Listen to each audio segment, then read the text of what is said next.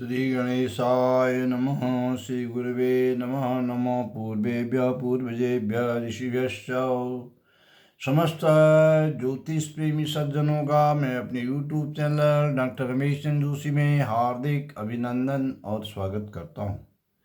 सज्जनों, आज मैं मंगली दोष पर दूसरे भाग में आपको बताने जा रहा हूँ। मंगली दोष का कड़वा सच, जिसको सुनने के बाद जिन माता पिता के बच्चों की कुंडली में तथाकथित मंगली दोष बताया जाता है, उनके सारे भ्रम हो जाएंगे दूर। सबसे पहले हमें देखना है,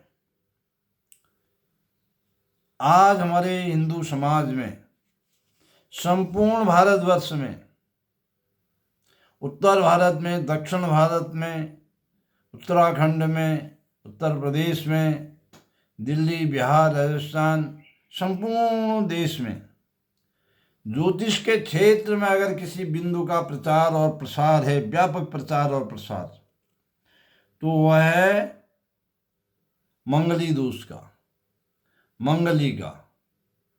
और जितना भय इसका व्याप्त है उतना अन्य किसी का भी नहीं है। बालिका का जन्म होते ही माता पिता का प्रथम प्रश्न होता है कि बच्चा मंगली तो नहीं है। विशेषकर जब बालिका होती है, पुत्री होती है, तो उसके लिए तो माँ बाप मंगली नाम सुनते ही भय से व्याकुल हो उठते हैं।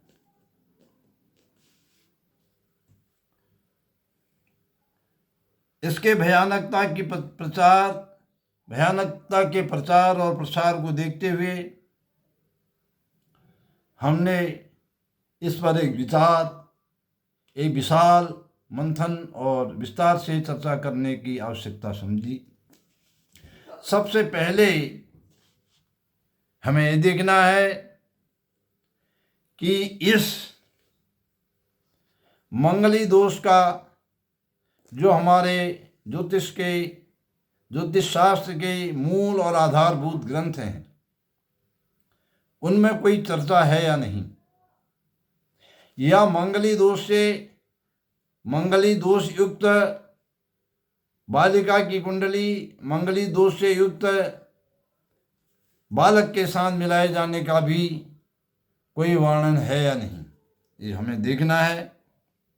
इसमें हम आप लोगों का, अपने श्रोताओं का, अपने पाठकों का, श्री तारा प्रसाद दिव्य पंचांग के पाठकों का विशेष रूप से ध्यान दिलाना चाहते हैं कि सज्जनों, ज्योतिष प्रेमियों, ज्योतिष के अध्येता छात्रों, ज्योतिष सीखने वालों तथा ज्योतिष में विश्वास करने वाले हमारे समस्त प्रिय पाठकों, ज्योतिष के जो मूल आधारभूत ग्रंथ हैं, बृहद जातक और बृहद पाराशर होरा शास्त्र, ये आप देख रहे हैं मेरे हाथ में है, बहुत प्राचीन ग्रंथ है। उसके बाद है बृहद संहिता। इस ग्रंथ को आप देख रहे होंगे कितना प्राचीन है, हमारे एक लघु पुस्तकालय में संग्रहित है बृहद संहिता। जातक परिजात, शारावली, फल दीपिका, प्रश्न मार्ग, होराशास्त्र, जातक और होरा के जितने भी मूल ग्रंथ हैं, ये मैंने 8 ग्रंथ रत्नों का आपके सामने नाम लिया। इन 8 मूल ग्रंथों में किसी भी ग्रंथ में मंगली दोष का, अर्थात मंगली दोष के परिहार का कोई भी व्यवस्थित एवं परिभाषिक निरूपण नहीं किया गया है। और हाँ, इतनी बात है, इन जातक और होरा ग्रंथों में सप्तम अष्टम भावों में सभी पाप ग्रहों को, सभी क्रूर ग्रहों को अशुभ फलदायक बताया गया है। ध्यान रखें, केवल मंगल को ही नहीं, सभी क्रूर और सभी पाप ग्रहों को। मैं तो पाप शब्द का लेना भी ग्रहों के लिए उचित नहीं समझता। क्रूर आप कह सकते हैं, सौम्य और क्रूर उनके स्वभाव के अनुसार कह सकते हैं। मंगल को बताया गया शनि, राहु, केतु और यहाँ तक कि सूर्य को भी इन सप्तम और अष्टम स्थानों में कष्टकारक बताया गया है। और इतना ही नहीं, जो शुभ ग्रह जो बिल्कुल सौम्य ग्रह हैं,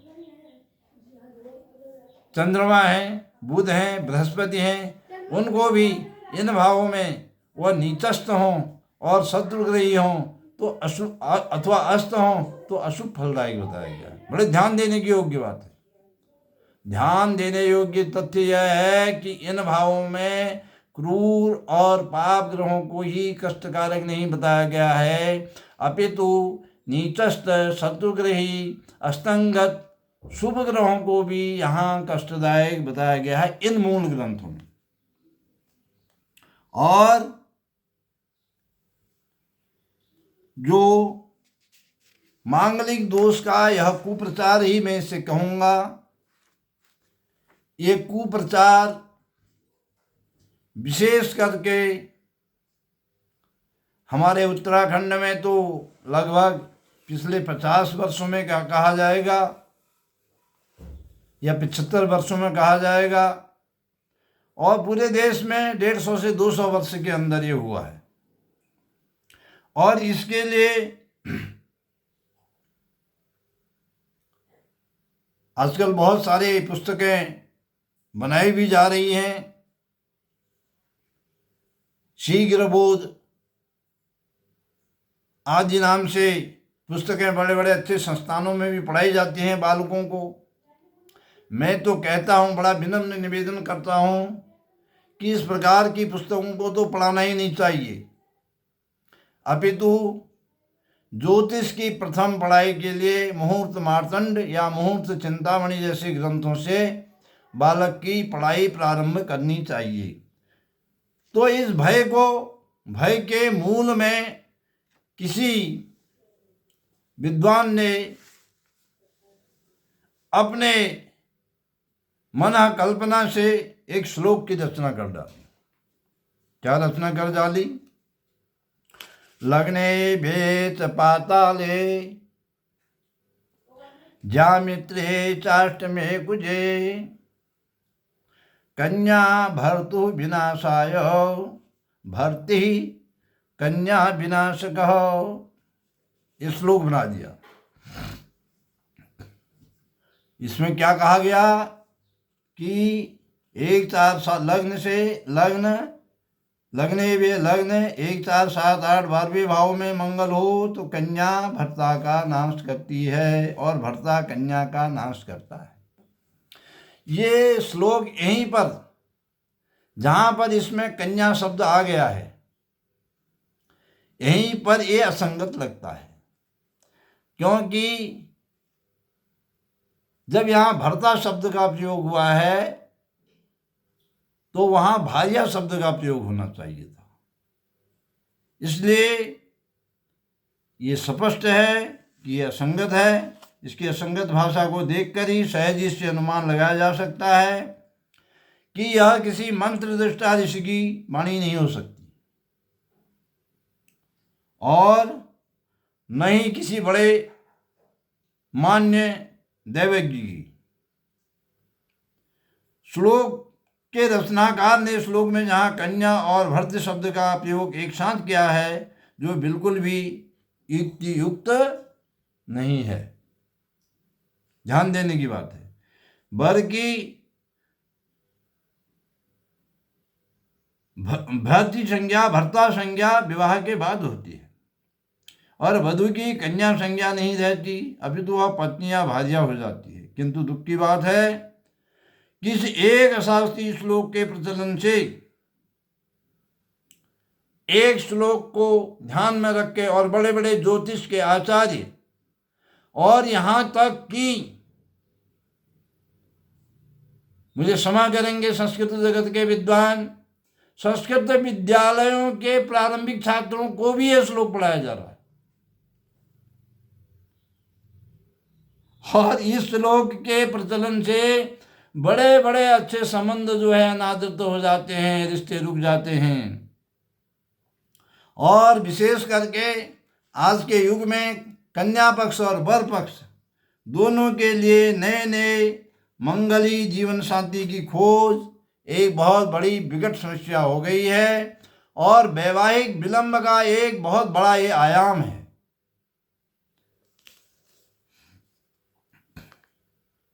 जैसा कि मैंने बताया आपको कि मंगली दोष की भयानकता का प्रचलन आज से लगभग 150 या 200 वर्षों के बीच में हुआ है, क्योंकि मुहूर्त चिंतामणि तक में इस प्रकार के किसी दोष का वर्णन नहीं है। और हमारे उत्तराखंड विशेष करके कुमाऊं क्षेत्र में ज्योतिष शास्त्र के प्रकांड विद्वान पंडित देवीदत्त जोशी जी द्वारा संकलित और अनेक ग्रंथों के रचयिता और प्रसिद्ध विद्वान, जिनका काशी के विद्वान भी बहुत सम्मान करते थे, आचार्य जनार्दन शास्त्री पांडे द्वारा संपादित सुगम ज्योतिष नामक ग्रंथ में ये स्पष्ट रूप से लिखा है कि कूर्मांचल में मंगली दोष का विचार नहीं करते हैं। इसका प्रथम प्रकाशन सन 1922 में हुआ है। तो 1922 जब इस ग्रंथ का प्रकाशन हुआ, लिखा गया, इससे स्पष्ट है कि तब तक कूर्मांचल में मंगली दोष का विचार नहीं किया जाता था, अपितु ग्रह मिलान लग्न से, चंद्र से और शुक्र से 1, 4, 7, 8 भाव में स्थित पाप ग्रहों के अनुसार किया जाता था। उसमें एक मंगल भी है, बड़ी बात कुछ नहीं है। मंगल भी है, सूर्य भी है, शनि भी है, राहु भी है, केतु भी है। ये सब ग्रहों की गणना करके वर और कन्या के कुंडली में पाप ग्रहों की गणना करके तदनुसार निर्णय लिया जाता था। तो सज्जनों, ये तो इस दोष की भयानकता का वर्णन प्रचार प्रसार करने वाला श्लोक मैंने बताया। आगामी वीडियो में मैं इसके लिए जो उपयुक्त श्लोक हैं उनके बारे में प्रकाश डालूंगा। आपके बच्चों की कुंडली में यदि मंगली दोष है तो आपको भयभीत होने की कोई आवश्यकता नहीं है।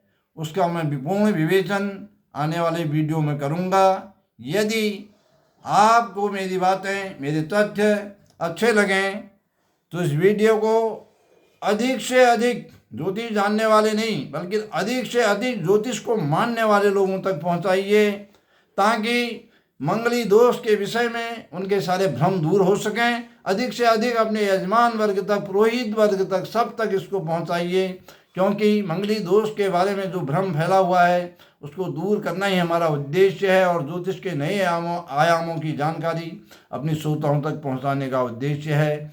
इन्हीं शब्दों के साथ गिरजा माता की पदनक ज्योति का स्मरण करते हुए मैं अपनी वाणी को विराम देता हूँ। बोले गिरजा माता की जय। ओम शांति।